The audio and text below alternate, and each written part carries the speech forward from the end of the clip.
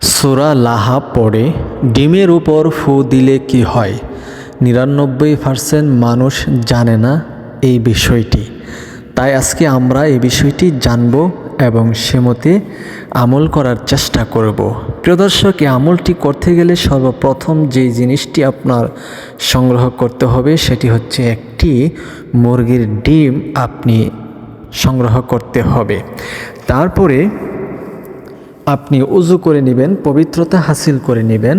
তারপরে 3 বার ইস্তেগফার আদায় করবেন, আস্তাগফিরুল্লাহ আস্তাগফিরুল্লাহ আস্তাগফিরুল্লাহ।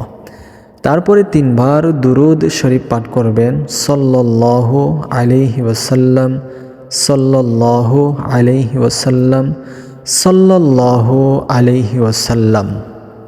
এরপরে আপনি সূরা লাহাব পড়তে শুরু করবেন। আউযু বিল্লাহি মিনাশ শাইতানির রাজীম। বিসমিল্লাহির রহমানির রহিম। তাব্বাত ইয়াদা আবি লাহাবিন ওয়া তাব্ব। মা আগনা আনহু মালুহু ওয়া মা কাসাব। সায়াসলা নারান যাতা লাহাবিন ওয়া ইমরাআতুহু হাম্মালাতাল হাতাব ফি জিদিহা হাবলুম মিন মাসাদ। প্রিয় দর্শক, আপনার যখন সূরাতুল লাহাব পাঠ করা কমপ্লিট হয়ে যাবে তখন আপনি মুরগির ডিম যে নিয়েছেন এর মধ্যে একটি হু অথবা দম করে নেবেন, যেমন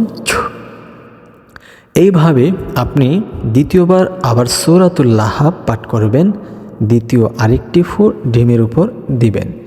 এরকমভাবে 41 বার সূরাতুল লাহাব পাঠ করবেন আর 41টি ফু ডিমের উপর দিয়ে দিবেন। এরপরে একবার দুরূদ শরীফ পাঠ করবেন। সম্মানিত দর্শক, এখন বলে দিব যে এই আমলটি করলে কি লাভ হবে অথবা কি উপকার অথবা কোন কাজ আমরা করতে পারবো এই ডিমের উপর সূরা লাহাব পাঠ করে। এই আমলটি হচ্ছে একটি বিচ্ছেদ। এই আমলটি হচ্ছে একটি বিচ্ছেদ ঘটানো, অর্থাৎ অবৈধ সম্পর্ক যদি কোনো ছেলে মেয়ে করে থাকে তাহলে তাদের অবৈধ সম্পর্ক ভেঙে দেওয়ার জন্য, বিচ্ছেদ তৈরি করার জন্য এই আমলটি খুবই খুবই কার্যকারী। আর দ্বিতীয় হলো, আপনার সাথে যদি কোনো ব্যক্তি শত্রুমি করে ওই শত্রুকে শায়েস্তা করার জন্য এই আমলটি আরও জরুরি। এখন আমরা জানব এই ডিমটি কী করব।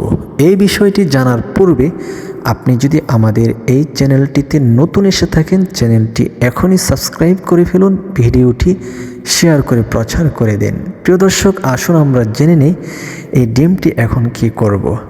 এই ডিমটি আপনি একটি বাগান অথবা জঙ্গল যেটাকে বলে, এখানে মাটির নিচে দাফন করে দিবেন। ডিমটি যত দ্রুত পচে গলে নষ্ট হবে তত দ্রুত তাদের সম্পর্ক বিচ্ছেদ ঘটবে এবং শত্রু ধ্বংস হবে।